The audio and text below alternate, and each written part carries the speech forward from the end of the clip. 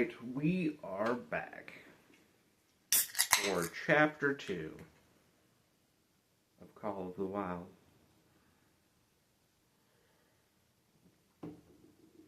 Let's fucking go. Let's fucking go. Boop, boop, ba-doop. Chapter 2, The Law of Club and Fang. Buck's first day on the Daya Beach was like a nightmare. Every hour was filled with shock and surprise. He had been suddenly jerked from the heart of civilization and flung into the heart of things primordial.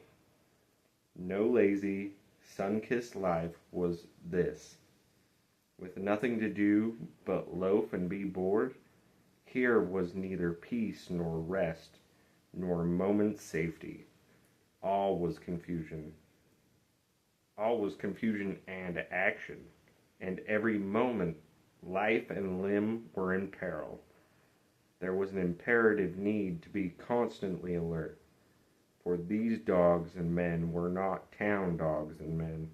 They were savages, all of them, who knew no law but the law of club and fang. He had never seen dog fights as these wolfish creatures fought, and his first experience taught him an unforgettable lesson. It is true, it was a vicarious experience, else he would not have lived to profit by it. Curly was the victim. They were camped near a log store where she, in her friendly way, made advances to a husky dog the size of a full-grown wolf, though not half so large as she.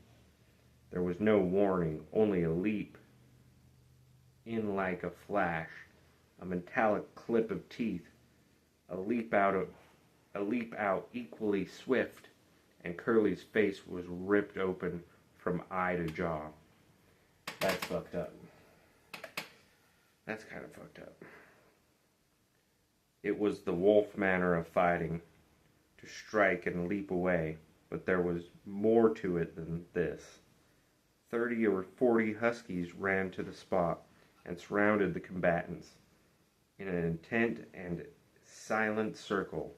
Buck did not comprehend that silent intentness, nor the eager way with which they were licking their chops. Curly rushed her antagonist, who struck again and leaped aside. He met her next, rush with his chest, in a peculiar fashion that tumbled her off her feet. She never regained them. This was what the onlooking huskies had waited for. They closed in upon her, snarling and yelping as she was buried, screaming with agony beneath the bristling mass of bodies. Taken by the pack. So sudden was it, and so unexpected, that Buck was taken aback. He saw Spitz run out his scarlet tongue in a way he had of laughing, and he saw Franco swinging an axe spring into the mess of dogs. 3 men with clubs were helping him to scatter them. It did not take long. 2 minutes from the time Curly went down, the last of her assailants were clubbed off, but she lay there limp and lifeless in the bloody, trampled snow, almost literally torn to pieces. The short half-breed standing over her, cursing horribly. The scene often came back to Buck, to trouble him in his sleep. So that was the way. No fair play. Once down, that was the end of you. Well, he would see it to that he never went down. Spitz ran out his tongue and laughed again, and from that moment Buck hated him with a bitter and deathless hatred. Yeah.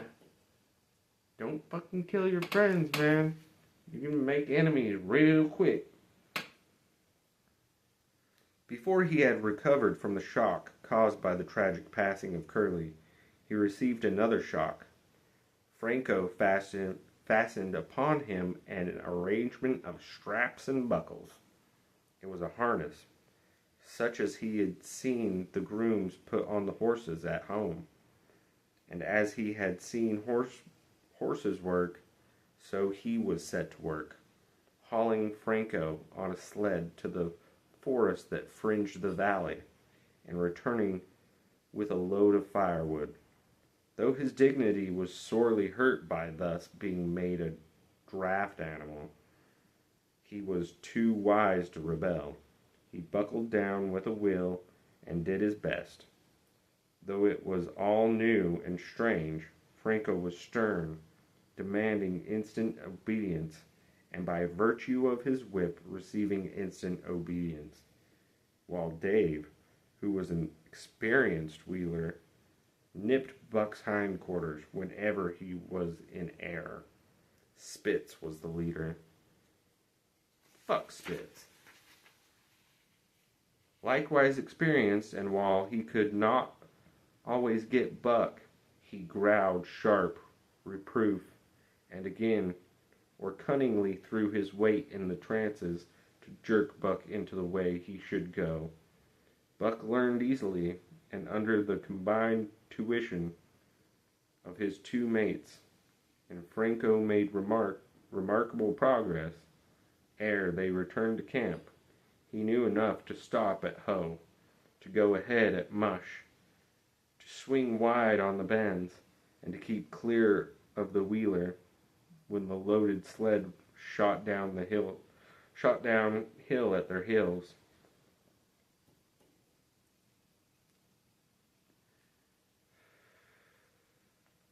Très ver, good dogs, Franco told Perrault. That Buck him pull like hell. I teach him quick as anything. By afternoon, Perrault was in a hurry to be on the trail with his dispatches, returned with two more dogs, Billy and Joe. Billy and Joe, he called them. Sorry. Two brothers, and true huskies both. Sons of the one mother, though they were as different as day and night.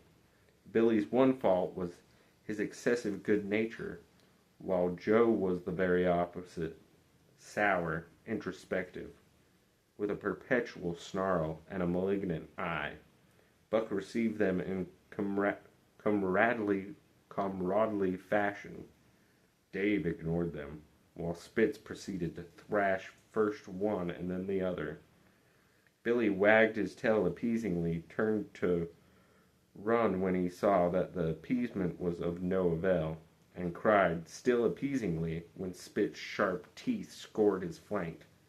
But no matter how Spitz circled, Joe whirled around on his heels to face him, mane bristling, ears laid back, lips writhing and snarling, jaws clipping together as fast as he could snap, and eyes diabolically gleaming, the incarceration of belligerent fear.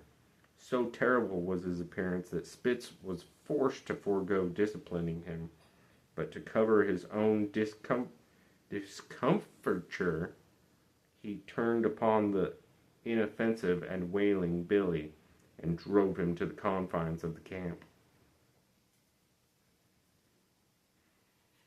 By evening, Perrault secured another dog, an old husky, long and lean and gaunt, with battle-scarred face, a single eye which flashed a warning prowess that commanded respect. He was called Solex, which means the angry one. Like Dave, he asked nothing, gave nothing, expected nothing, and when he marched slowly and deliberately into their midst, even Spitz left him alone. He had one peculiarity which Buck was unlucky enough to discover. He did not like to be approached on his blind side.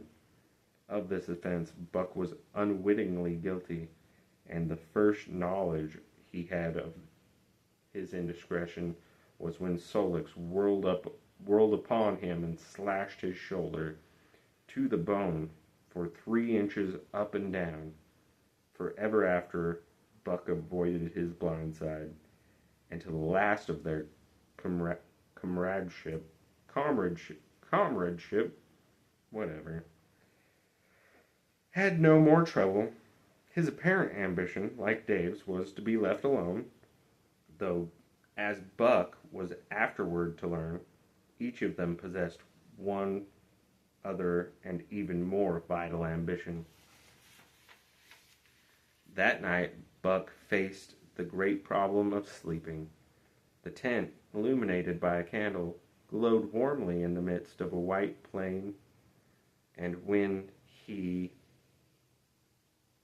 as a matter of course, entered it, both Perrault and Franco bombarded him with curses and cooking utensils till he recovered his form.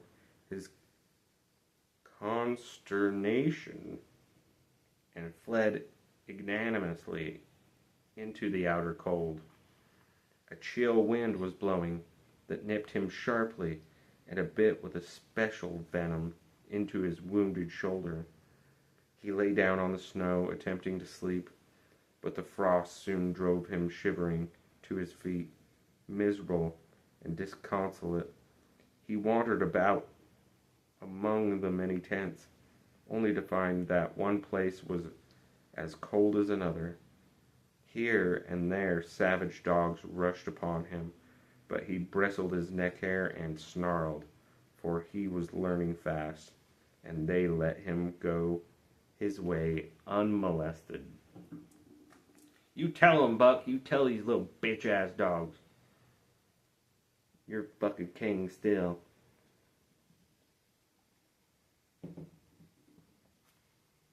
Finally, an idea came to him.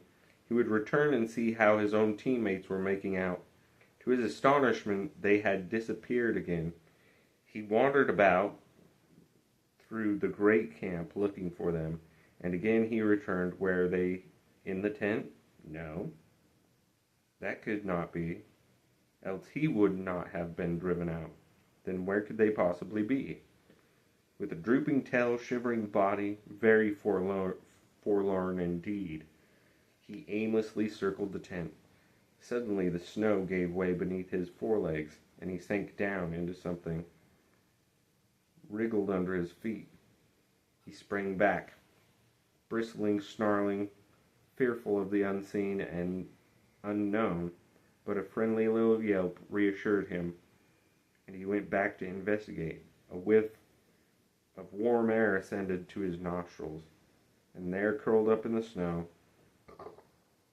in a snug ball, lay Billy. He whined placatingly, squirmed and wriggled to show his good will and intentions, and even ventured, as a bribe for peace, to lick Buck's face with his warm, wet tongue. Another lesson. So that was the way they did it, eh? Buck confidently selected a spot. With much fuss and waste effort, proceeded to dig a hole for himself. In a trice, the heat from his body was filled the confined space, and he was asleep. The day had been long and arduous, and he slept soundly and comfortably, though he growled and barked and wrestled with bad dreams. Nor did he open his eyes till roused by the noises of a waking camp. At first he did not know where he was. It had snowed during the night, and he was completely buried. The snow walls pressed him on every side, and a great surge of fear swept through him. The fear of the wild thing for the trap. It was a token that he was harking back through his own life to the lives of his forebears. For he was a civilized dog, an unduly civilized dog, and of his own experience knew no trap, and so could not of himself fear it. The muscles of his whole body contracted spasmodically and instinctively. The hair on his neck and shoulders stood on end. With a ferocious snarl, he bounded straight up into the blinding day, snow flying about him in a flashing cloud, ere he had landed on his feet, when he saw the white camp spread out before him, and knew where he was, and remembered all that had passed from the time he went for a stroll with Manuel to the hole he had dug for himself the night before. A shout from Franco hailed his appearance. "What I say," the dog driver cried to Perrault. "Dat dog Buck sure learn quick as anyting." Perrault nodded gravely as the courier for the Canadian government bearing important dispatches. He was anxious to secure the best dogs, and he was particularly gladdened by the possession of Buck. 3 more huskies were added to the team inside of an hour, making a total of 9, and before another quarter of an hour had passed, they were in harness and swinging up the trail toward the Daya Canyon? It says cannon, but whatever. Whatever. Daya Canyon. Buck was glad to be gone, and though the work was hard, he found he did not particularly despise it. He was surprised at the eagerness which animated the whole team, and which communicated to him, but still more surprising was the change wrought in Dave and Sol-leks. They were new dogs, utterly transformed by the harness. All passiveness and unconcern had dropped from them. They were alert, active, anxious that the work should go well, and fiercely irritable with whatever, by delay or confusion, retarded that work. The toil of the traces seemed the supreme expression of their being, and all they lived for, and the only thing in which they took delight. Dave was a wheeler, or a sled dog, pulling in front. Wait, let me say that again. Dave was a wheeler or sled dog. Pulling in front of him was Buck. Then came Sol-leks. The rest of the team was strung out ahead, single file to the leader, which position was filled by Spitz. We don't like Spitz. Spitz is a fucking bully. And a murderer. Buck had been purposely placed between Dave and Sol-leks that he might receive instructions, apt scholar that he was. They were equally apt teachers, never allowing him to linger long in error, and enforcing their teaching with their sharp teeth. Dave was fair and very wise. He never nipped Buck without cause, and he never failed to nip him when he stood in need of it. As Franco's whip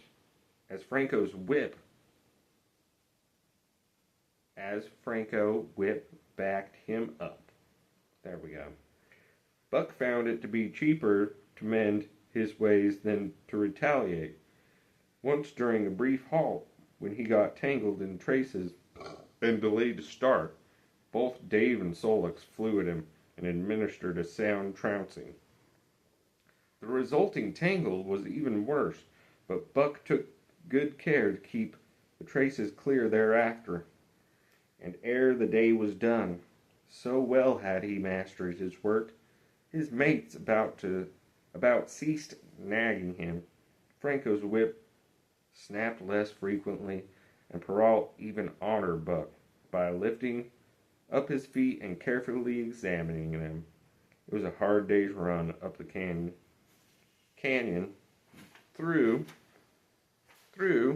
sheep camp, past the scales and the timberline, across the glaciers and snowdrifts hundreds of feet deep, and over the great Chilcoot Divide, which stands between the salt water and the fresh, and guards forbiddingly the sad and lonely north. They made good time down the chain of lakes, which fills the craters and extinct volcanoes, and late that night pulled into a huge camp at the head of Lake Bennett, where thousands of gold seekers were building boats against the breakup of ice in the spring. Buck made his hole in the snow and slept the sleep of the exhausted. Just but all too early was routed out in the cold darkness and harnessed with his mates to the sled. The next day, they made 40 miles, the trail being packed. But the next day, and for many days to follow, they broke their own trail, worked harder, made poorer time. As a rule, Perrault traveled ahead of the team, packing the snow, with webbed shoes to make it easier for them. Franco, guiding the sled at the G-pole, sometimes exchanged places with him, but not often. Perrault was in a hurry, and he prided himself of his knowledge of ice, which knowledge was indispensable, for the fall ice was very thin, and where there was a swift water, there was no ice at all. Day after day, for days unending, Buck toiled in the traces. Always they broke camp in the dark, and the first gray of dawn found them hitting the trail with fresh miles reeled off behind them. And always they pitched camp after dark, eating their bit of fish and crawling to sleep into the snow. Buck was ravenous. The pound and a half of sun-dried salmon, which was his ration for each day, seemed to go nowhere. He never had enough, and suffered from perpetual hunger and hunger pangs. Yet the other dogs, because they weighed less and were born to the life, received a pound only of the fish and managed to keep in good condition. He swiftly lost fastidiousness, which had characterized his old life. A dainty eater, he found that his mates, finishing first, robbed him of his unfinished ration. There was no defending it. While he was fighting off 2 or 3, it was disappearing down the throats of the others. To remedy this, he ate fast as they, and so greatly did hunger compel him, he was not above taking what did not belong to him. He watched and learned. When he saw Pike, one of the new dogs, a clever malingerer and thief, slyly steal a slice of bacon when Perrault's back was turned. I've had those kind of dogs before. As soon as you turn your head, you trust this little, and they take it from you. Getting away with a whole chunk, a great uproar was raised, but he was unsuspected, while Dub, an awkward blunderer who was always getting caught, was punished for Buck's misdeed. Wait a minute. Wait.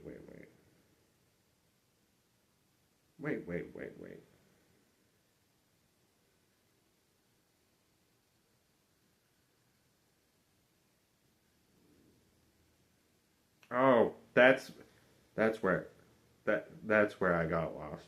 One of the new dogs, a clever malingerer and thief, slyly steal a piece of bacon when Perrault's back was turned. He duplicated the performance the following day, getting away with a whole chunk. Great uproar was raised, but he was unsuspected, while Dub, an awkward blunderer who was always getting caught, was punished for Buck's misdeed. Buck's turning into he's losing his moral value. Poor Buck. But you do what you gotta do in those situations, I guess. No judgments, Buck. The first theft marked Buck as fit to survive in the hostile Northland environment. It marked his adaptability, his capacity to adjust himself to changing conditions, the lack of which would have meant swift and terrible death. It marked further the decay or going to pieces of his moral nature. Yeah, that's what I told you. A vain thing and a handicap in the ruthless struggle for existence. It was all well enough in the Southland, under the law of love and fellowship, to respect private property and personal feelings, but in the Northland, under the law of club and fang, whoso took such things into account was a fool, and in so far he observed them he would fail to prosper.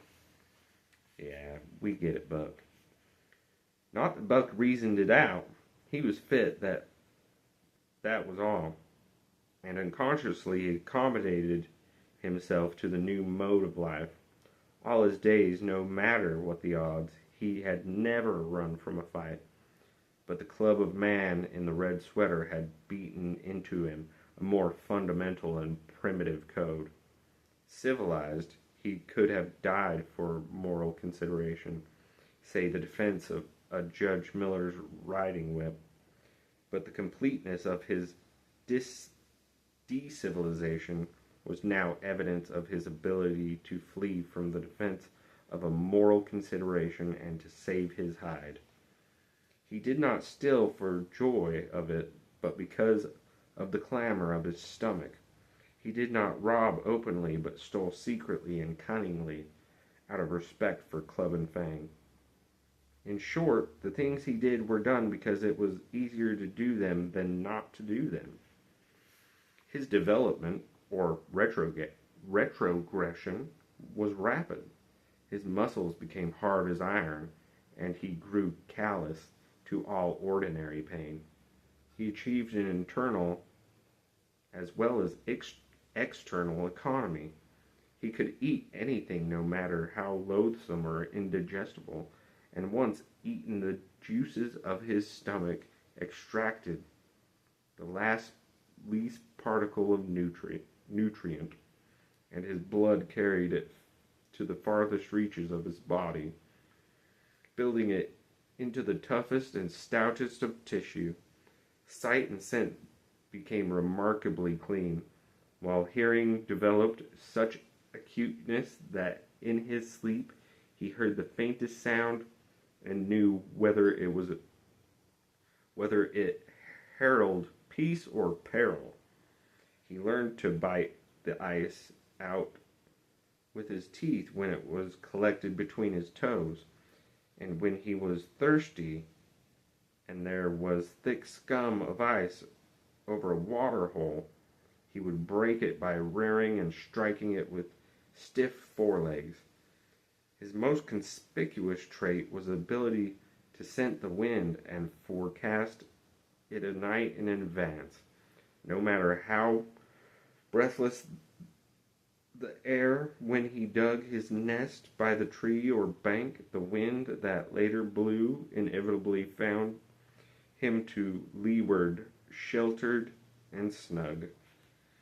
And not only did he learn by experience, but instincts long dead became alive and again. The domesticated generations fell from him. In vague ways he remembered back to the youth of all of the breed, to the time of wild dogs ranged in packs through primeval forests and killed their meat as they ran it down. It was no task for him to learn to fight with cut and slash and the quick wolf snap. In this manner had fought forgotten ancestors. They quickened the old life within him and the old tricks which they had stamped into the heredity of the breed. Where his tricks, they came to him without effort or discovery, as though they had been his always. And when on the still cold nights he pointed his nose at a star and howled long and wolf-like, it was his ancestors, dead in dust, pointing nose at star and howling down through the centuries and through him. And his cadences were their cadences, the cadences which voiced their woe, and what to them was the meaning of stillness and the cold and dark. Thus, as a token of what a puppet thing life is, the ancient song surged through him, and he came into his own again. And he came because men had found yellow metal in the north, and because Manuel was a gardener's helper whose wages did not lap over the needs of his wife and divers small copies of himself. Is that supposed to be diverse and it was misspelled? Did not overlap the needs of his wife and divers small copies of himself. I'm pretty sure that is supposed to be diverse. And diverse small copies of himself. That's chapter 2. We're going to take another break. And we'll be right back. Drunk narrator drinks more beer. Let's fucking go, baby!